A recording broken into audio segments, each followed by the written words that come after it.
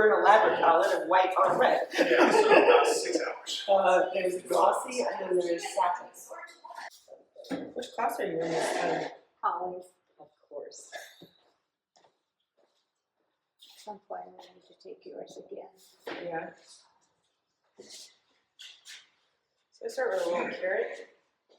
I'm gonna get this table so dirty. That is quite all right. And I sort of do a combination, like I start out by rolling it and then I kind of pinch it. It's gonna be way too much clay. That's good. I'd rather have too much to start with. I have several different approaches to making handles like this. This is one way. If I'm making like a whole series of the exact same cup, then I'll start with a big carrot of clay. And then I'll just pull off the same carrot of clay, basically, to make the handles pretty uniform. I have 5 different cups today under that plastic. And sometimes what I'll do, if I'm like playing around, which is what I'm doing today, I will pull several different handles for the different cups, and then I'm kind of shopping, basically. So I'll let them set up a little bit, and then pick like which one I want to use for which cup. I, generally speaking, always pull my handles a little bit on the long side, because I'd rather have more to work with than less. And I tend to use a very light, it's a light touch. I make sure my hands are just wet enough so that they don't stick. And notice I'm turning the handle around as I'm pulling. And I tend to just basically use this part of my index finger and this part of my thumb. It's exactly where it's touching the clay. And I bring it down, and this is basically the move, and all I'm doing is flipping the clay carrot around to adjust my hand position to pull a relatively even handle. What I don't want, like right now this edge is a little bit sharp, not a big deal. Now, if I want, I can just set this here for a little bit, let it set up for a little bit, and then I can move on to the next one. And then, once that's set up for, usually I might pull 2 or 3 in a row, and then start attaching. I was just prepping the cups this morning, so they're pretty fresh in my mind in terms of what the forms are. So I've got some convex ones, some concave ones, and then hopefully later I'm going to do a structural handle on top of this. Is a base that's upside down. Hi, Cindy. And so I'm going to do kind of a pinched handle that'll be kind of like this on top of this one. And I may or may not get to this one. That's a picture. Dad, do you want me to put in your, you can hear me okay? Great. This is my dad. Hi, it's nice to meet you. Nice meeting you. Flew into from Seattle. For this event. For this event. Yeah. And Easter. Probably accidentally. Does he know there are eggs hidden here? Oh yeah, Dad, there's eggs hidden here too. What's that? There's eggs hidden around the store. Oh, is that right? Well, I've got enough eggs in the ADU. I think 13 eggs for him.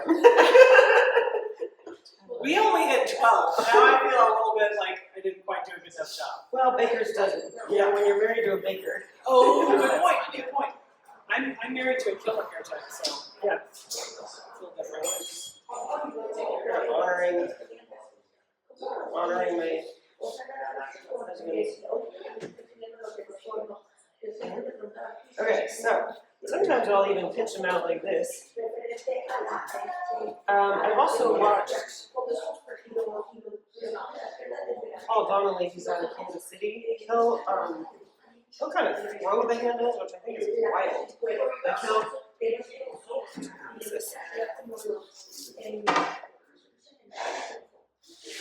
so he'll sort of like drop them down like this and throw the handle. Like if you've ever thrown a slab and had it stretch out, that's how he makes his handles. I think it's kind of brilliant because it's sort of compressive.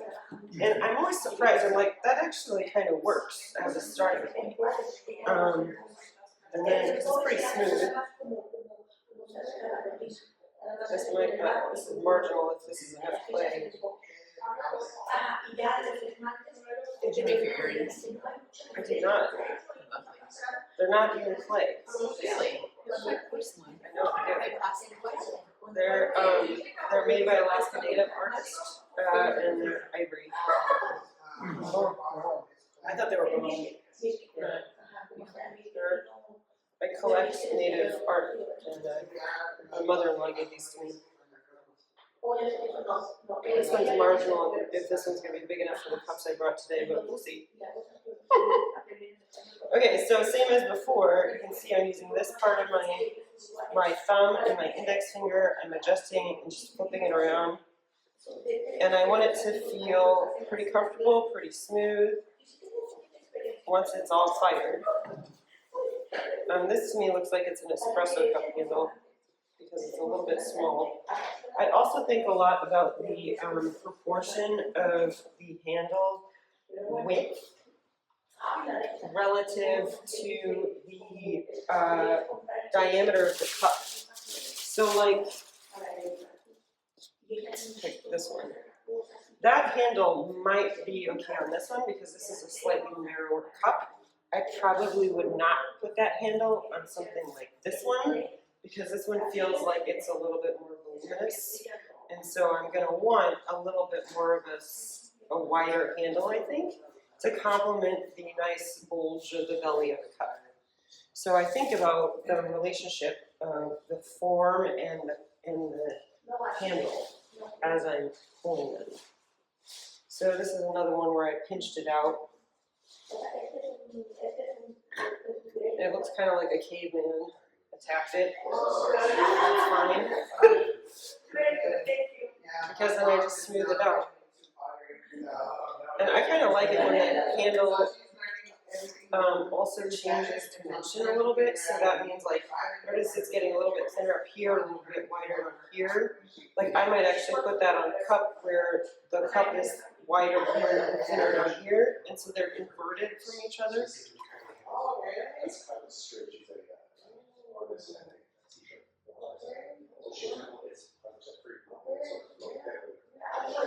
So just a light touch, and I'm smoothing it out, thinning it out, and half the time when I pull handles, I anticipate that I'm going to make them even thinner once I get them on the cup.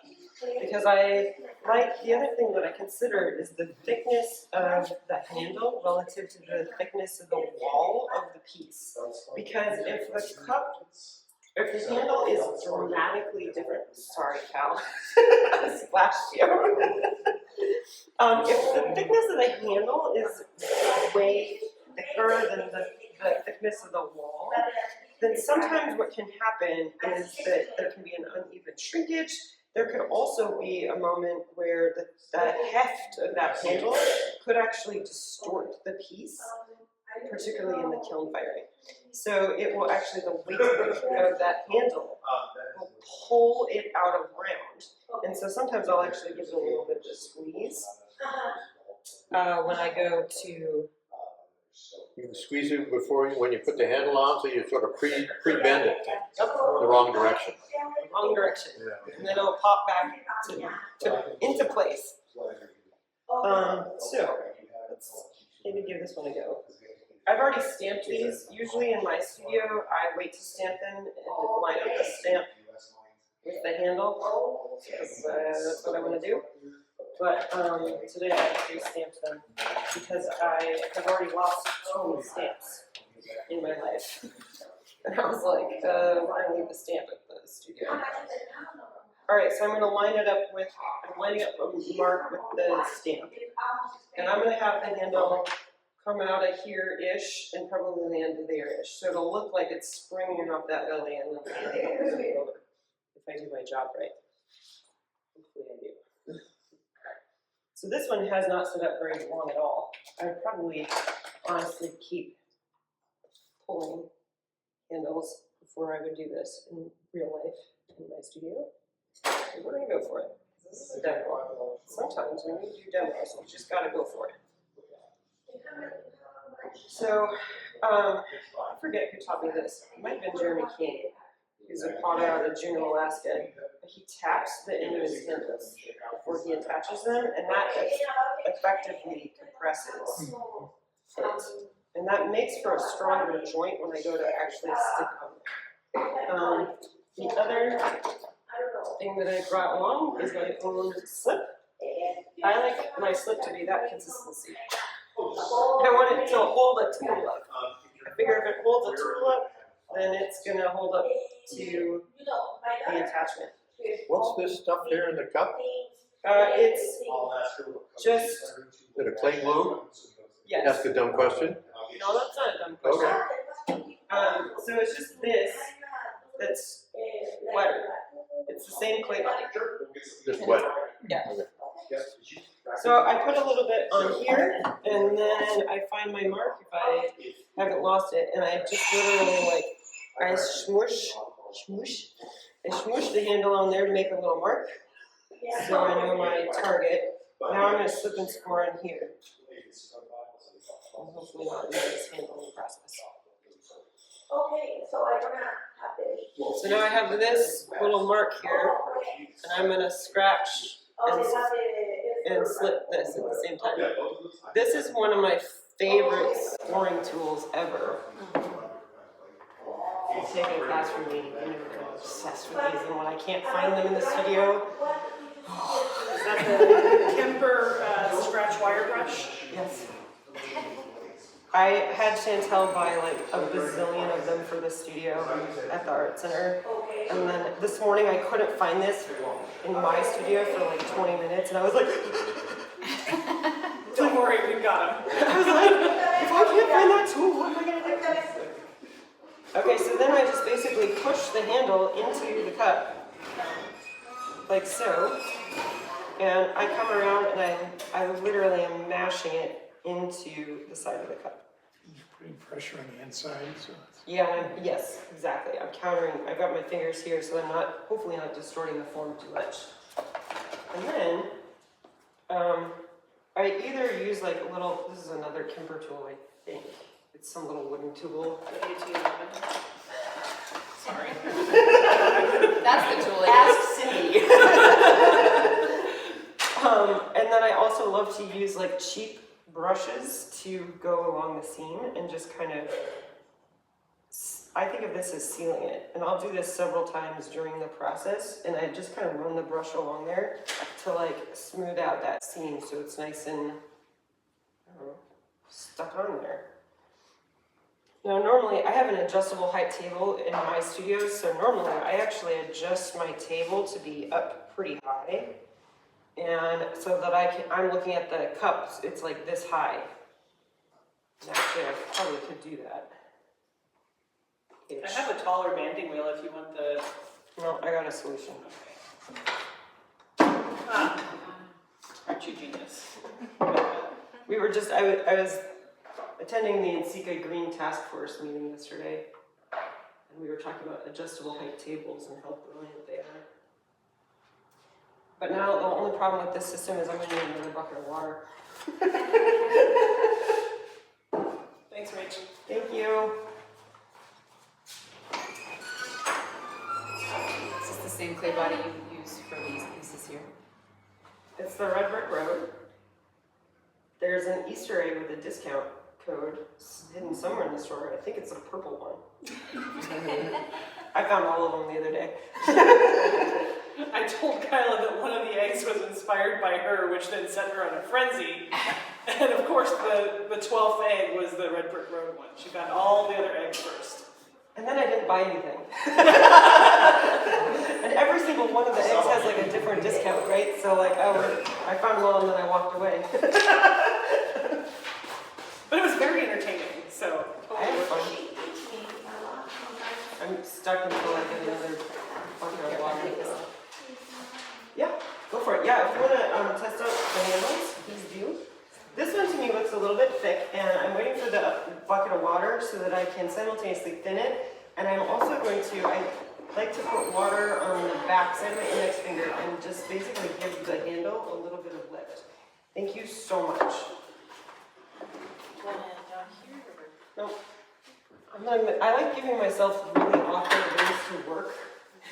Like in my studio, I have been known to literally, I have this kick stool, if you know what that is. It's from like the library, or libraries. I have a kick stool. I have been known to work on that kick stool, like make work on that kick stool. I've been known to sit on that kick stool while I make work. So I want to thin this handle out just a little bit and give it a little bit more of a refined shape. So just with very, very, very, like almost no pressure. All I'm doing is cleaning it up just a little bit, and then now I think that looks so much better. It's just a little bit more refined. I actually kind of like that it's got a little bit of a kick right here. If you can see that.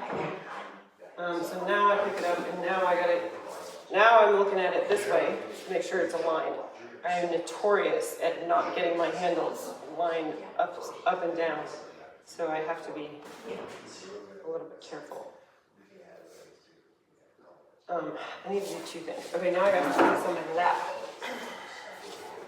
which is going to be really hard for you all to see because I've created a mountain.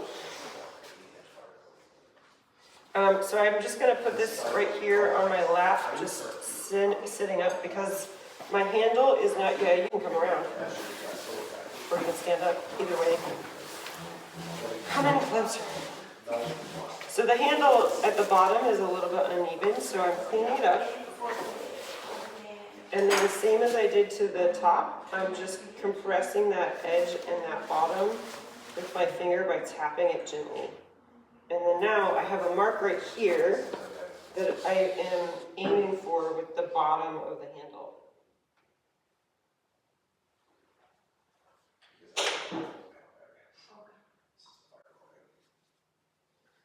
When I do my big handles for my pictures, I'll actually let them dry, like I prop them up with towels and I let them dry like this for about 10 minutes while I work on the next one, because it gives it a nice spring.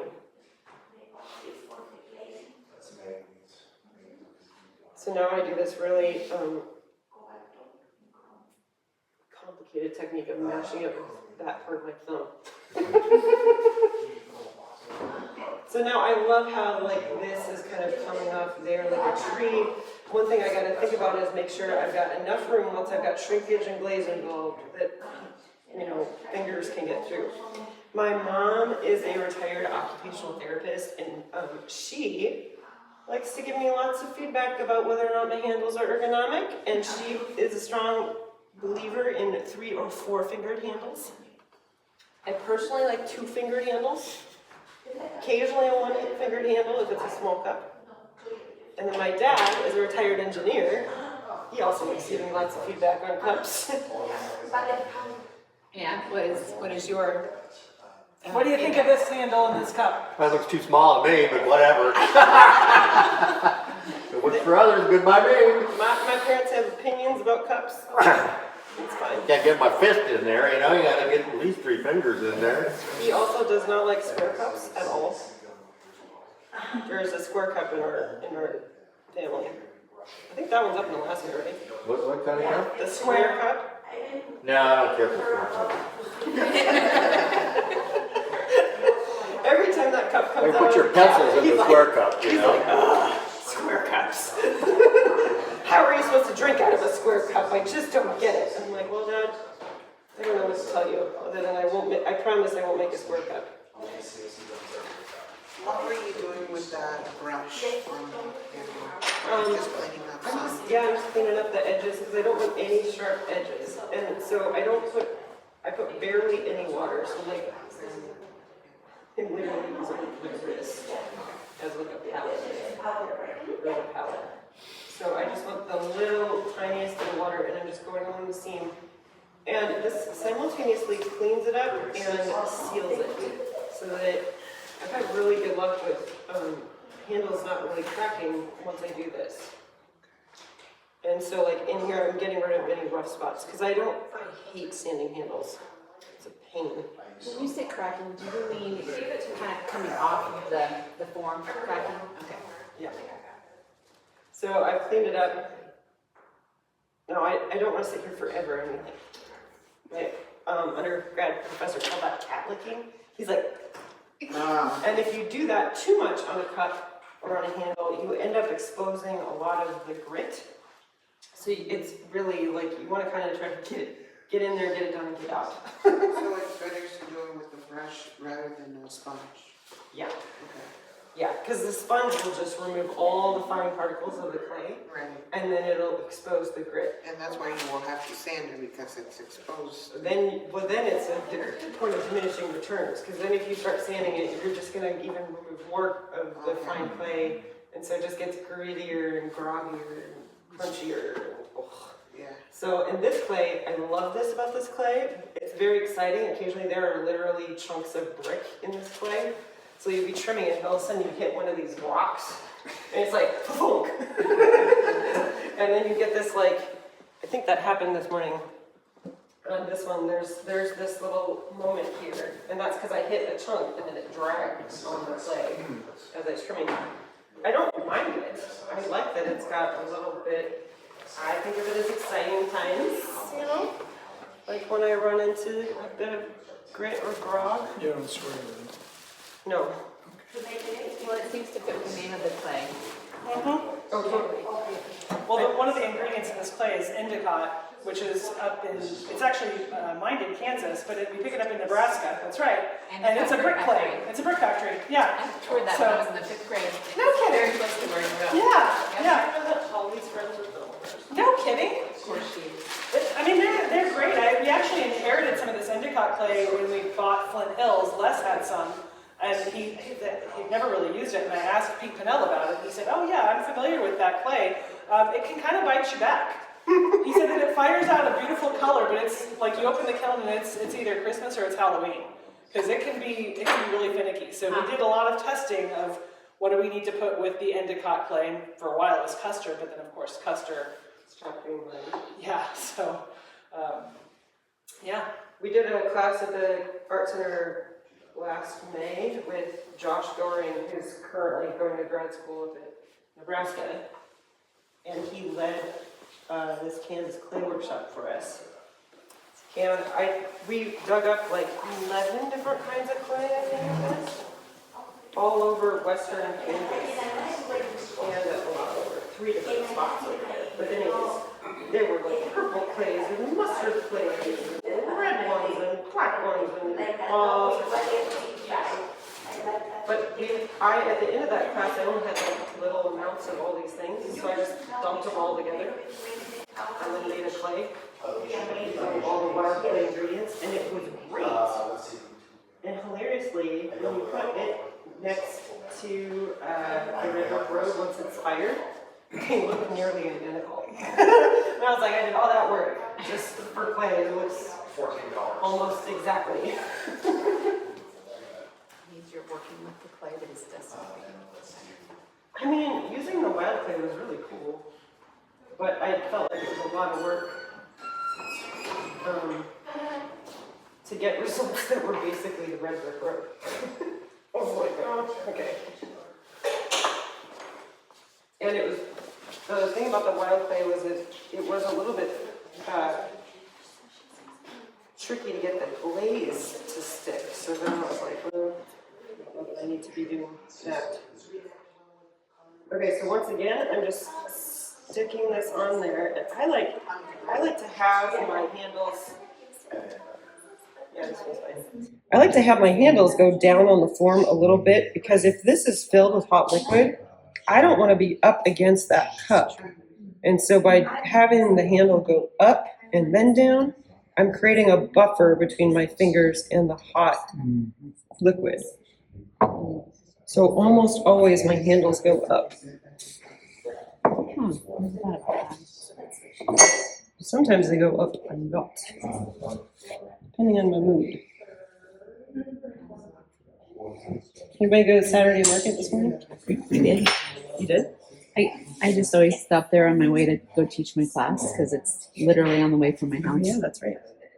Quiche. I was driving through there and it seemed like it was bumping.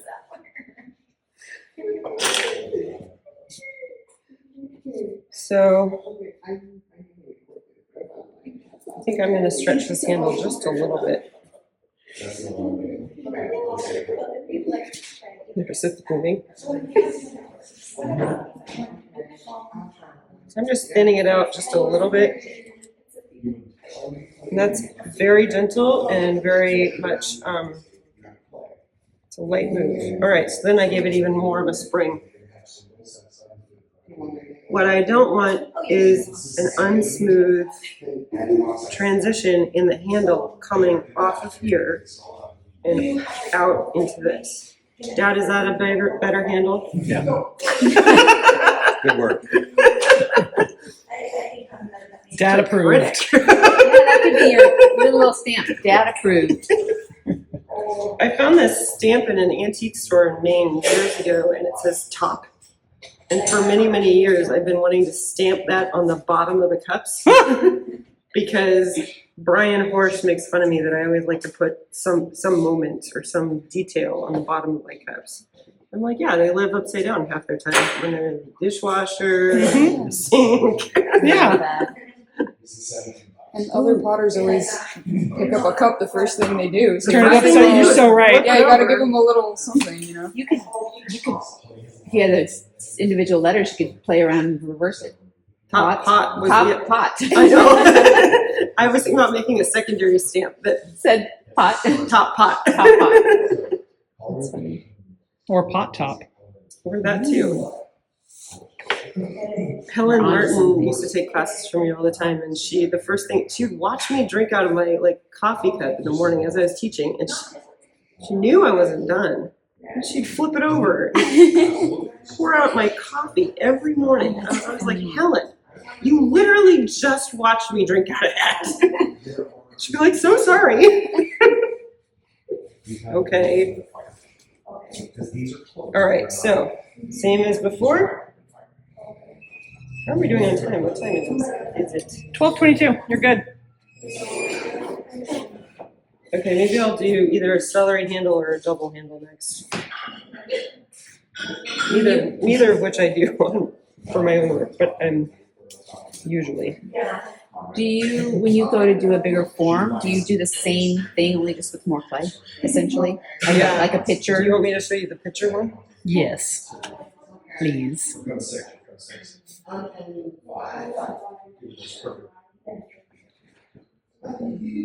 This one's got a little bit of a giddy up, but that's okay. Sometimes I don't mind that, sometimes I do. All right, so I'm just gonna clean this up and then I'll do a bigger handle. So same as before, just going along and smoothing it out.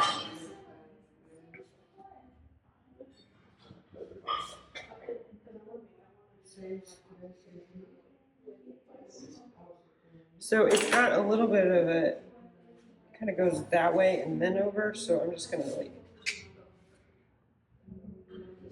bend it. Bend it like Beckham, whatever that movie is called.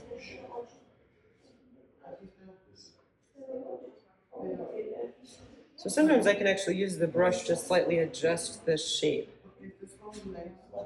while it's wet. That's pretty good.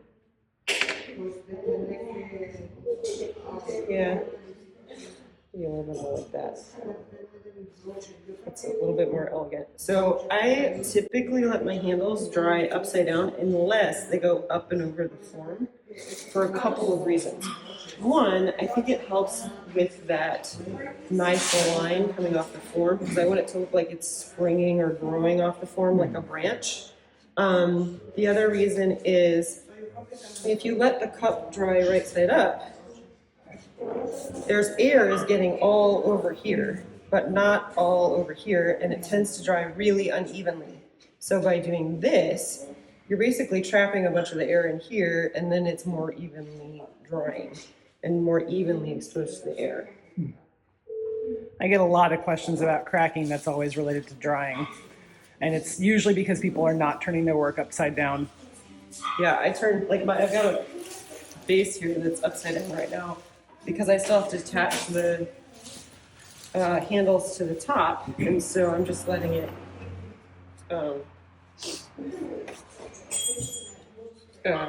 sit there and kind of, it'll stay a little bit wetter and dry slower by doing that.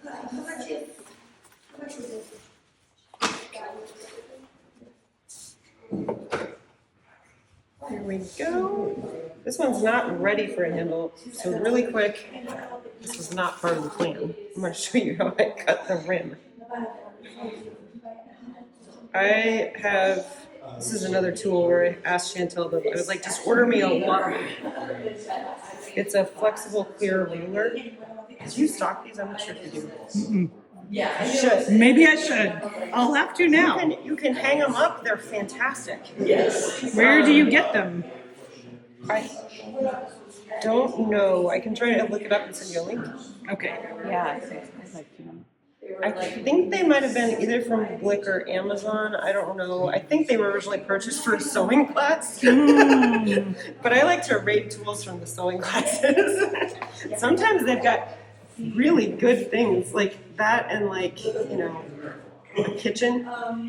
If you go into a kitchen, like a commercial kitchen, you're gonna find things that look exactly like a bunch of the clay tools. The clay tools are often just a little bit sturdier. Like my husband owns a cafe bakery, and like he has banding wheels, but they're called cake decorating things. I'm like, yeah, but how many pounds can you put on that? I guess cakes aren't quite as heavy as pottery. We actually looked it up. These are the nerds that we are. It's been a long time like talking about cake stands. And how long has this clay been drying now that you're working at it? Or has it just made it this morning? oh no, I threw this Thursday. Thursday. So is it kind of, you've got a couple of days of drying on this? I mean, I let it set up for about an hour and a half before I covered it. Because if I cover it right away after I throw it, it's too wet and it will mark. It'll what? Or? Mark. It'll get marked up by the plastic. And so, I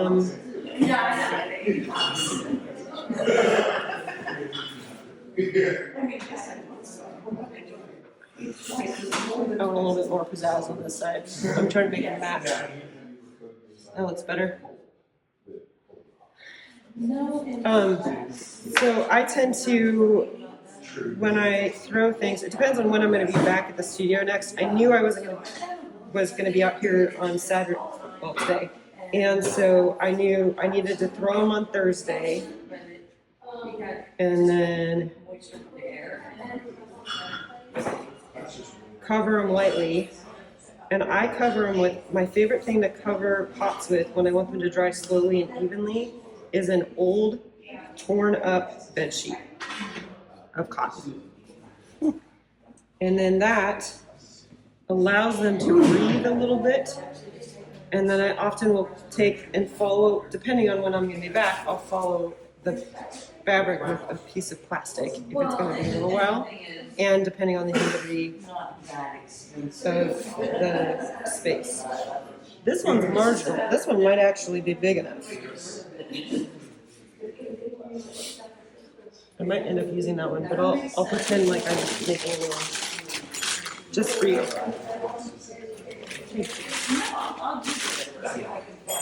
Beautiful form. This is pretty blatantly and directly inspired by a Greek pot. Like I pretty much exactly, I'm like, on our most recent trip to Greece, I dragged my husband to I want to say 10 museums, maybe 8. And at the end of it, I was like, well, what was your favorite? Which ones were your favorite? And he was like, he called them the bird pictures, the ladybird pictures. And I was like, and I pulled up my phone and I was like, these ones? And he said, yeah, those. I was like, okay. I'll make them. So I'm gonna do the Paul Donnelly move, which is to basically throw down the handle. And then sometimes I can even just like on the table, just kind of pinch them out. Not very precise about it at all. All right, so same as the little ones, the difference is that they're longer, maybe a little bit wider. But since that this edge is where I attach the handle, I want to keep it pretty delicate.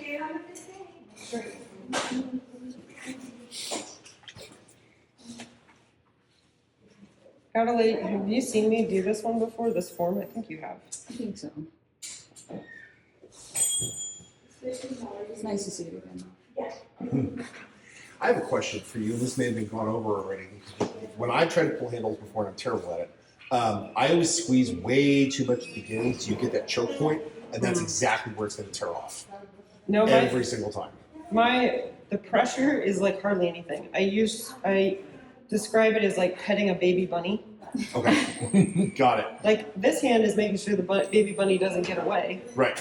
But this part of the handle is not gonna be attached. Right. My handle is gonna start down here somewhere. And then here I've just got just enough liquid to keep my hands from sticking. And then I'm spinning it around and adjusting my hand so I go here and then I go here. This is like, I don't know, that's my hand position no matter what I'm doing basically. Okay. I'm not really adjusting it. And then once in a while, when I decide the ridge down here is too thick, I do the finger chop. Okay. Okay. So I'm just trying to make this handle, and what I'm thinking about in terms of the thickness of this handle is I want it to be generous this direction, because once this is filled with liquid, I don't want it to be like a teacup handle. I want it to feel like you can have a nice grip on it because water or milk or whatever is heavy. So I want it to feel like it's a pretty generous handle on the one hand. On the other hand, this is that attachment point. I don't want it to be so thick that it disrupts that and makes this weird. I don't know how to describe it. I want the thickness of this to be proportional to that. Well, you're saying the firing that can distort that again, like you said before, right? Is that right? It can. Yeah. That's less of an issue on this because this is already distorted. This is already what? Distorted. Like Yeah. this was here, right? Roughly. I've already pinched it and pulled it and manipulated it while it was wet. So right after I throw it, I sit there and I pinch to get that shape. You got it, but you said if it was too thick, you would distort that shape that you've got in the form, right? From an aesthetic standpoint. Okay. I don't like the look of that standpoint. All right. I've now made my chair wet. Do you need a towel to dry it off? Nope. It's gonna be just fine. So now I've got a really generous handle. And sometimes, Why are you setting it up like that? Is it going to dry a little? Why are you Yeah. doing that? yes, this is my dad, in case you're joining late. I know nothing about this either, so I'm just asking dumb questions. That's fine. No dumb questions, Dad. So I want it to just set up a bit because it's such a big handle. Whoop. Do you ever use foam? I do use You foam. ever lay foam over it, then it would be dry and I've also occasionally laid it over like a cup with a I towel. worry for leaving it there too long and then it shrinks and cracks or something. I need to cut off some it's actually too long. I can tell that it's too long. If you're gonna, this is one thing that if you take a class from me, you've heard me talk about. If you have a fettling knife or a X-Acto blade, and you're using them for cutting handles and stuff, I highly recommend you rust it. It won't stick. So the way you quickly rust it in a very fast fashion is you get a dirty, wet sponge and you stab them into the dirty, wet sponge and leave them there for a week. Voila, rust. And it's great because if it's shiny, it just sticks to the piece all the time and it's really annoying. Okay, I'm gonna let that set up for a little bit while I show how to do a pinchy handle and how to do something like this.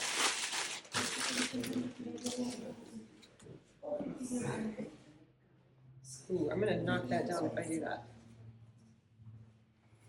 What do you need? I'm gonna do this on the floor. This is an all-terrain demo.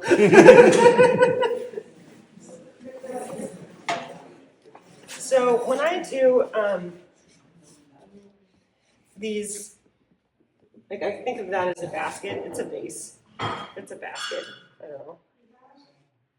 I start with coils. And I could even do like a really long coil. I had planned this out nicely. Maybe I'll do that really quick. Change of plans. This is getting very exciting. So when I roll coils, notice how my hand position. I've discovered that if I kind of hold my hands like this and kind of pull as I'm rolling, I usually end up with a less lumpy coil.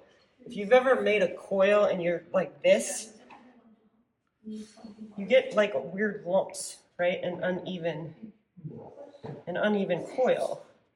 So I like to kind of go like this and move my hands down the coil to try to create a nice even coil. All right.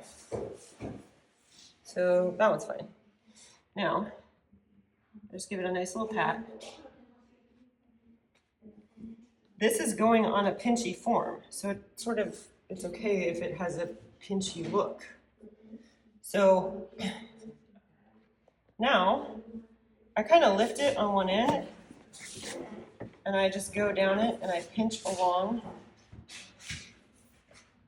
it that way, and then I lift it and I pinch along it the other way.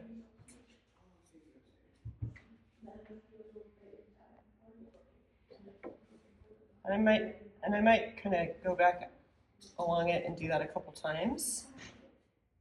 And so until I get kind of the thickness and the appropriate amount of pinchiness. I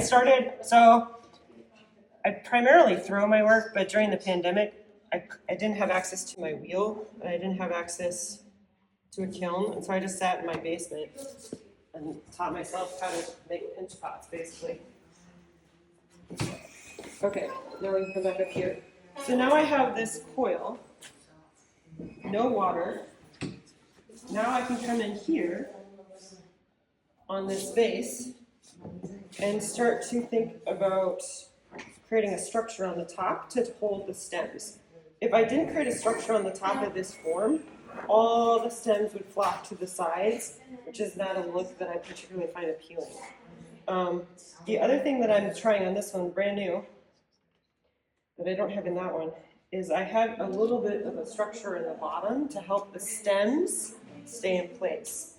I started arranging flowers for funsies about a year or two ago. And what I've discovered is that I need a structure in the bottom of the vases to help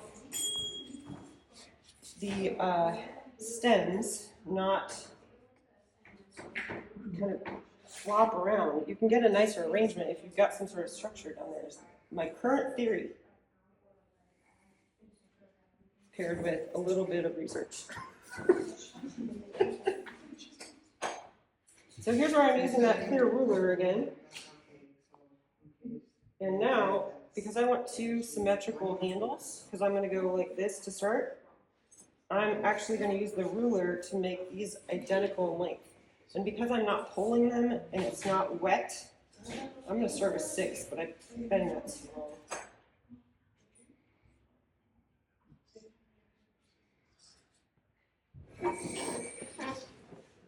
I don't hate it, actually. Did you just say you don't hate that? Yeah. Ringing endorsement. I don't hate that. Hate it. I do think it should be a little bit shorter. I'm gonna try 5. So I'm gonna line up my ruler here, and I'm gonna cut, and then I'm gonna try it again.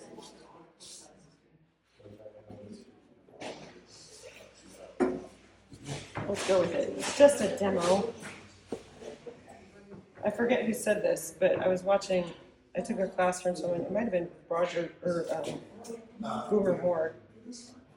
He was doing a demo and he said, "You get the idea." And I was like, now I use that all the time. You get the idea. Can you talk a little bit about, like, you were saying to your dad earlier that it's aesthetic, that it's an aesthetic issue. When you're thinking of your pots and you're looking at that, like when you said, "I don't hate that," what kind of thoughts are flashing through your mind in terms of the aesthetic ratios? I mean, are you using all that stuff? Oh, absolutely. I think about ratios and proportions all the time in my work. I think what I liked about, and I actually wish I had kept these a little bit taller, was that it looked to me like the height of that handle was about 1/3 of the height of this part. Okay. And I think thirds is a good number. Now this is what I've learned with these forms and doing several of them, is that I've tried measuring them and coming up with weird systems to try to be accurate in my placement of handles and things. And what I've discovered is eyeballing it works just as good. So Part of your aesthetic. Yeah, well, but eyeballing it when you have the skill and the experience that you have works just as good. But when you're new, maybe not so much. yeah, my students made fun of me. I taught a Greek pottery class this winter, and they were making fun of me because I was eyeballing the proportions of some Greek pots. And in eyeballing it and guesstimating it, I hit it pretty close without measuring. And they were like, "That's really irritating." They were really annoyed. I can understand that. They were like, "How do you do that?" So in your classes at the Art Center, do you talk about things like principles of design and art in addition to the construction techniques? Because I find that people who have come into clay through art centers that versus through like an academic program, that's sometimes something that's missing in their skill sets, that they learn the construction techniques, but perhaps not the understanding of aesthetics and design principles. I mean, I do try to talk about that, whether or not that's taken to heart. I don't know. I did an exercise with the students this last time around that I actually thought was awesome. And they each picked a Greek pot. And then I sort of made them. It's like, now you're going to measure it. And we're going to do an analysis of this form so you can understand and learn why that form is really pretty. And so, but from like a mathematical standpoint. So that's what we did. They each had a pot, and then I had them like work on trying to recreate those pots. Cool. That's a cool class. And so every single one of them was sitting there with one of my favorite rulers. And they were writing off to the side the measurements of where the form transitioned. So every time a form transitioned on one of the Greek pots, they made a measurement so they could understand, like, what is the size of the foot relative to the rim? What is the size of the belly relative to the foot? What is the height relative to the width? And all these things. And then I talked to every single one of them, and I was like, all right, so for you, do you want to double those, like make it twice as big as what you just measured? Or do you want to shrink it? And I kind of helped them try to come up with a game plan, and then sat them off to try to make it. And What a lot of great them lesson made plan idea, really, right? really good pots. Duly noted. Yeah. Huh? She said, "What a great lesson idea," and I said, "Oh, duly noted." Yeah. Do you? Were they looking at photographs or actual 3-dimensional pots? Photographs. Photographs when they And measured. I encouraged them to pick ones where I go into these museums and I'm doing it for myself, but I'm also doing it for the students. So I try to make sure that as much as possible, I'm photographing them as straight on as I can. So if you ever see me in a museum, I'm doing all sorts of weird maneuvers to try to make sure I take a photo that's not going to distort the form. And then if the form is not entirely captured from the straight on angle, I'll take a second shot. So I'll show like some other angle of the piece. Now, the question is, what's next? Like, and this is where I'm just gonna play for a minute, and I'm like, do I want something like over here? Do I want a double handle? Yes. Maybe go fix that real quick. So I was going to suggest if you teach this class again and you want them to use actual pots, my mom's pots were pretty Greek in their nature. It's one thing that she did better than my dad. Greek proportions. Yeah, yeah. Well, that form in particular. Yeah, He didn't throw that form. No, your mom loves this. Yeah, she loved Greek pottery. I don't know if I want to do that. I think I want to do this. But I like that idea. Let's do a third one.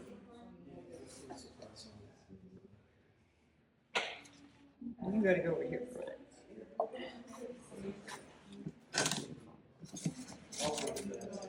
Do you like that structure down there? I do. I'm kind of excited about it. Yeah.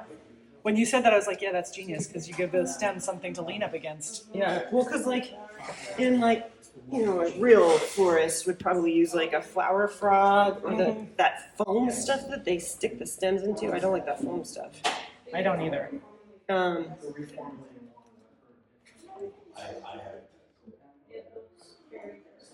So, trying to figure out solutions to organize my stems. Do you grow your own flowers, Kyla? Yeah. Cool. And 2 years ago, I actually did the flowers for a friend's wedding. Entirely with flowers from the garden. And then this summer, I have another friend that now I'm doing flowers again. The first one, this is Twiggy. Twiggy forgot about vases. Of all people, that's I was so like, funny. It's hilarious. so like, they came over and they helped determine which flowers were going to land in their like wedding arrangements. And I was like, great, where are we putting them in? Twiggy just looked at me and was like, what do you mean? I was like, the flowers need to go in something. That's hilarious. And so I ran around. Luckily, being a potter, I happen to have a lot of vases.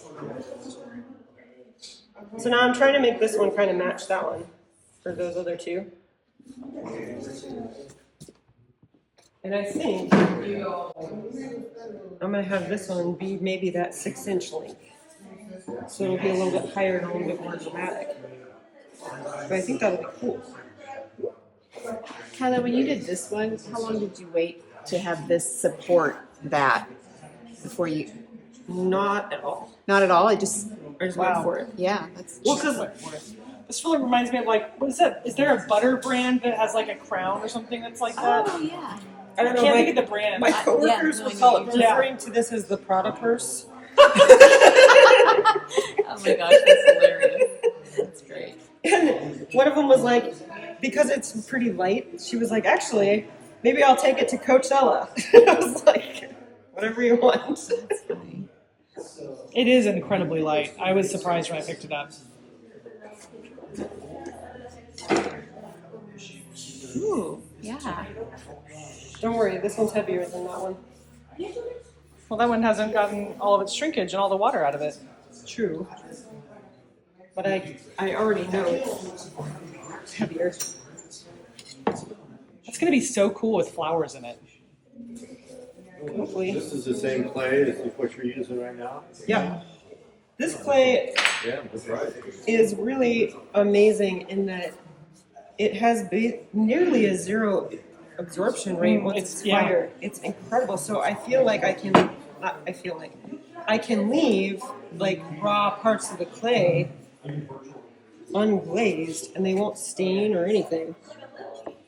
I get asked that periodically by people who are unfamiliar with it. They're like, how can you leave it exposed? And I'm like, because it doesn't absorb anything. That's So I the have brick plates clay. that have the surface is not totally glazed, and I have the exposed clay. So other clay bodies would shrink at that point. Is that right? Well, it's not fully vitrified, Right. and it still has a high absorption amount. So because of the brick clay in this, even at cone 5, it's like 0.6% absorption or something like that. And if you fire it to cone 6, I mean it's about perfectly Yeah, vitrified. that's awesome. It's a really what you would call a tight clay body. This spring I started making tiles with it that are really cool and exciting. So did you do these at 6 or 10? Those are like 5.5. Oh, If I take it up to 6, I have trouble with the glaze. So I figured out a program that I would say it's definitely not 6. It's 5.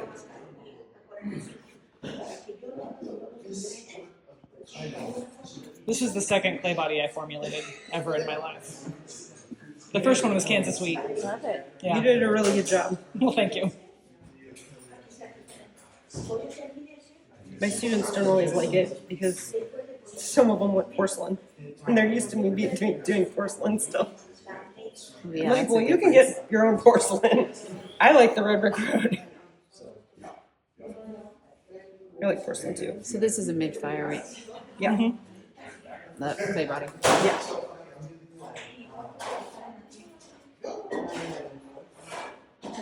So now the debate is, do I want to have little bridges here?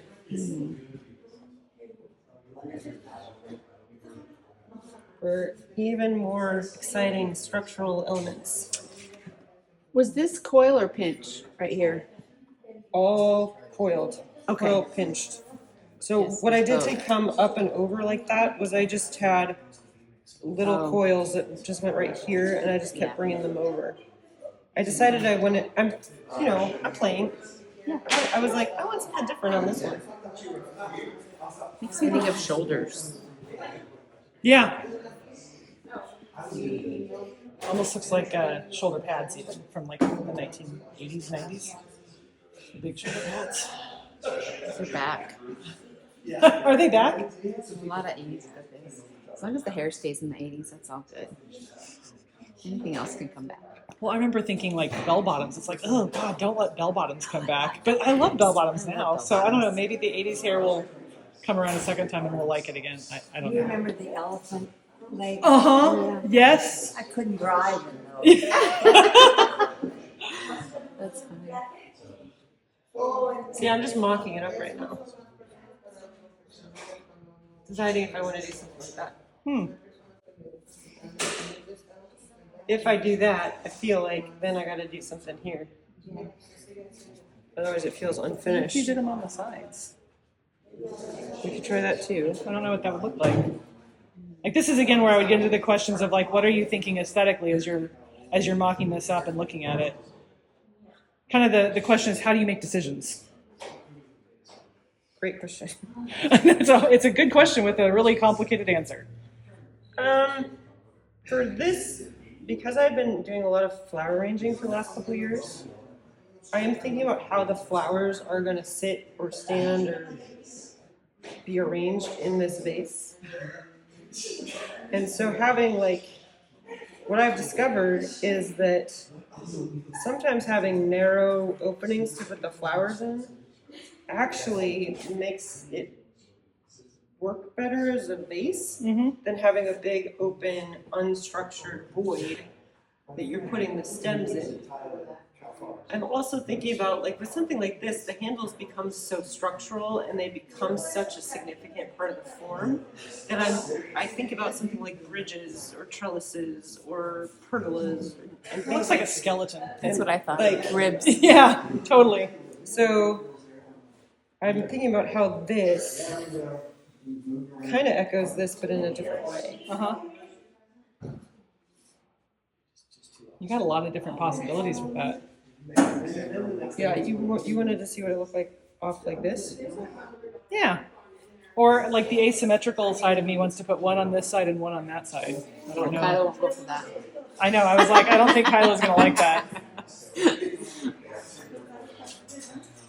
I did this morning. I was thinking about like completely sealing over one end, so then all the flowers would be on the other end. Because I've also learned from handing sometimes I take my vases to my husband's cafe, and what we've learned is it needs a big void for water because the baristas don't water them, don't refill the vases. He was like, you need to make sure that there's a nice reservoir for water. I was like, heard. Also with vases, you want to think about if they're on the table versus off to the side, like a side table. If they're in the middle of a table, you need to have ideally them low enough so that if you're sitting across from someone, you can talk over the flowers. If they're too tall, they either need to be, there's actually a florist rule of it needs to be either under 12 inches or above, I think it's like 18 or 24 or something like that. And I'm like, 24 inches is ridiculous. Yeah. But that's so that you can either be talking under the flowers or over the flowers. Let's check on this little guy. Time check wise, you're at 12:56. Okay, So well, maybe I we'll don't try care and if you do go this. over, but I don't know what else you have to do. I don't today. know that I'm going to have time to do all this. This is going to take some mathing. However, I think I can maybe do this one. So I'm going to put this one off to the side for now. But that's how you do a pinchy handle. Thank you, Cindy. And now we can come back to here and we'll attempt to do this one with a very, very wet handle. Or this one. Let's see.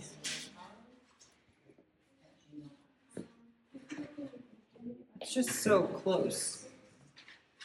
That's such a classic form. Mm-hmm. It's beautiful. Isn't it It makes beautiful? me think of a bird eye, ewers, you know. Mm-hmm. That's what. Yeah. Mesopotamian or Yeah, that. it's a Mesopotamian aesthetic. It's beautiful. Thank you. It's very much inspired by the Greek Greek. That's exactly what it looks like. the Greek pottery. How many times have you been to Greece? 3.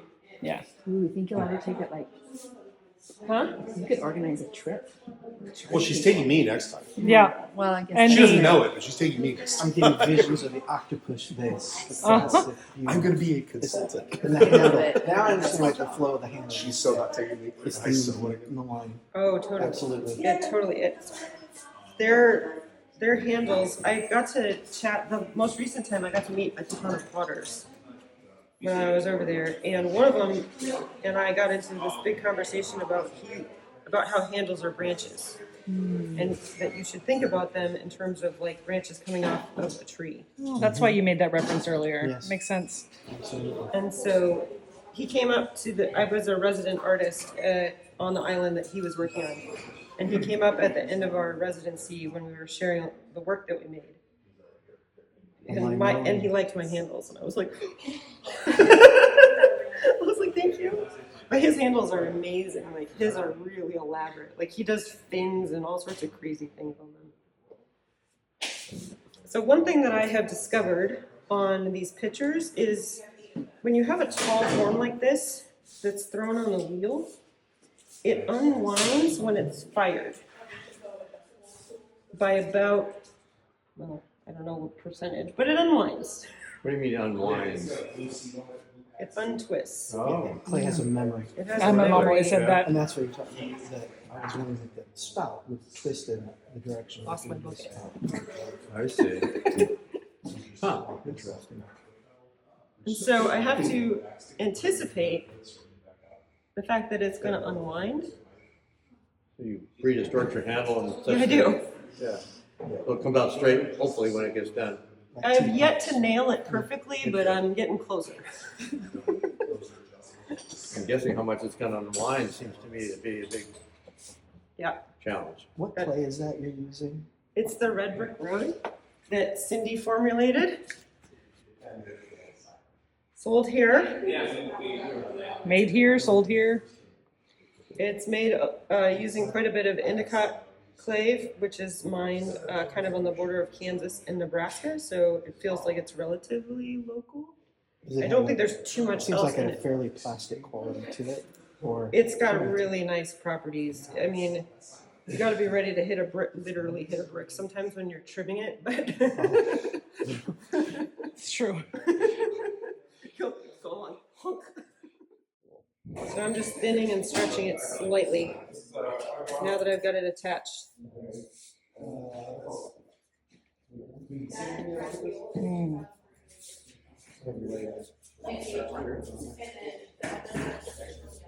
And I want a nice smooth transition coming up here and around. I want that to look nice and feel nice on your hand. And I think this is about right in terms of where I want it coming off the form.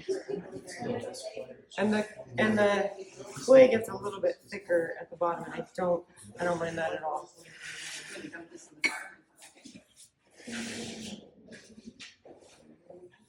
It's got a little bit of a hiccup at the bottom, but that's an easy fix. White glaze, I think is what she said. Kyla, this is just a white glaze, right? White matte glaze. It's a white satin, and then it's actually. Did you just stenciled it with the glaze over it? Or how I did you do this? used wax resist. Just wax resist. Yeah. I thought it was beautiful. Yeah. The glaze recipe is in the January Ceramics Monthly for that one. Was that the article that was about you? Mm-hmm. Yeah, she was in Ceramics Monthly in January. So She's kind of a big recipes. deal. She's kind of a big deal. Yeah. Yeah, she should run it. It's awesome. Kyla Strid was born and raised in Anchorage, Alaska. She started college following in the footsteps of many family members by studying engineering. With encouragement from her grandmother and support from her parents, she changed course and schools to study art. Eventually, she landed in a ceramics class where she fell in love with making pots because they bring together design, science, and art. After completing her BFA in ceramics at the University of Alaska Anchorage, she looked outside Alaska to build on her education and professional experiences. She studied at the University of Nebraska at Lincoln and received her MFA from Ohio University. She has been awarded residencies at the Clay Studio of Missoula, Red Lodge Clay Center, Guyago in Denmark, the Lawrence Art Center, Haystack, Penland School of Crafts, and the Skopelos Foundation for the Arts in Greece. Kyla gained extensive professional experience working as a studio technician, studio manager, gallery manager, and curator at various institutions across the country. Kyla lives in Lawrence, Kansas, and is the Director of Residencies and Adult Education at the Lawrence Art Center. Outside of her ceramic studio, she is an avid gardener, foodie, adventurer, and part-time printmaker. Of her many adventures, consulting on the archaeological dig of a Minoan pottery workshop on the island of Crete continues to have a profound impact on her studio practice. Currently, she makes pots in her freshly renovated and not quite finished studio. Her recent pots are heavily influenced by her study of Bronze Age Greek pottery. If you'd like to learn more from Kyla, you can take her class Pouring Pots at the Lawrence Art Center this summer from June 5th through July 24th on Thursdays at 9:30 a.m. until noon.